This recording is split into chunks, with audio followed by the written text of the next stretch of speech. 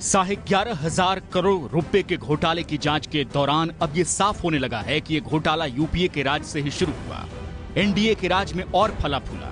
UPA और NDA दोनों ही सरकारें बैंकिंग सिस्टम के भीतर जारी इस गड़बड़ झाले को पकड़ने में नाकाम हैं। सूत्रों के मुताबिक पीएनबी ने जांच एजेंसियों को दस्तावेजों का नया जखीरा सौंप दिया है और इन दस्तावेजों की आरंभिक जांच के दौरान पता चला है कि दोनों सरकारों के साथ साथ आरबीआई भी इस घोटाले को पकड़ने में नाकाम रहा, जबकि उसके ऑडिटर इस बैंक का ऑडिट करते थे। सूत्रों के मुताबिक घोटाले की नींव 2011 में ही पड़ी, यानी यूपीए के जमाने में।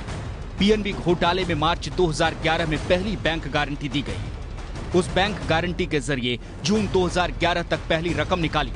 इसके बाद शुरू हुआ मामा भांजे के रोल बैक लेने का खेल। रोल बैक का मतलब नया कर्ज लेते गए और पुराना चुकाया नहीं, और उसे ब्याज के साथ और आगे के लिए बढ़वाकर फिर नया लोन ले लिया। इस तरह से धीरे धीरे ये घोटाला बढ़ता गया और 7 साल बाद यानी साल 2018 में 11,500 करोड़ तक पहुंच गया।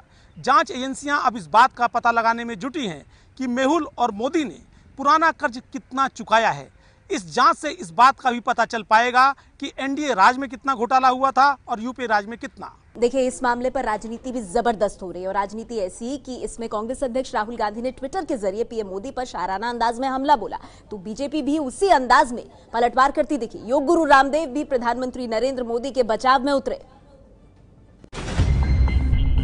राहुल गांधी ने आज फिर पीएनबी घोटाले को लेकर प्रधानमंत्री पर निशाना साधते हुए लिखा, पहले ललित फिर माल्या, अब नीरव भी हुआ फरार। कहां है न खाऊंगा न खाने दूंगा कहने वाला देश का चौकीदार। साहिब की खामोशी का राज जानने को जनता बेकरार। उनकी चुप्पी चीख चीख कर बताए वो किसके हैं वफादार। बीजेपी और बाबा रामदेव की तरफ से कांग्रेस के इस हमले का जवाब दिया गया।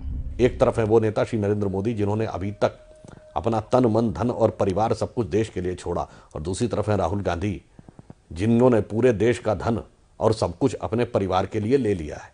तो एक तरफ है लूट की दौलत के खानदानी सरमाएदार और दूसरी तरफ है देश के लिए समर्पित एक चौकीदार। जनता है बहुत समझदार और वो जानती है कौन है वफादार और कौन है लूट की दौलत का सरमाएदार। मैं तो एक ही मोदी जी को जानता हूं, उनका नाम है नरेंद्र मोदी। नरेंद्र मोदी सरकार नीरव मोदी को उसके असली ठिकाने तक जरूर पहुंचाएगी और इसके पापों का फल इसको मिलेगा और सरकार शायद वसूली भी कर लेगी, मुझे विश्वास।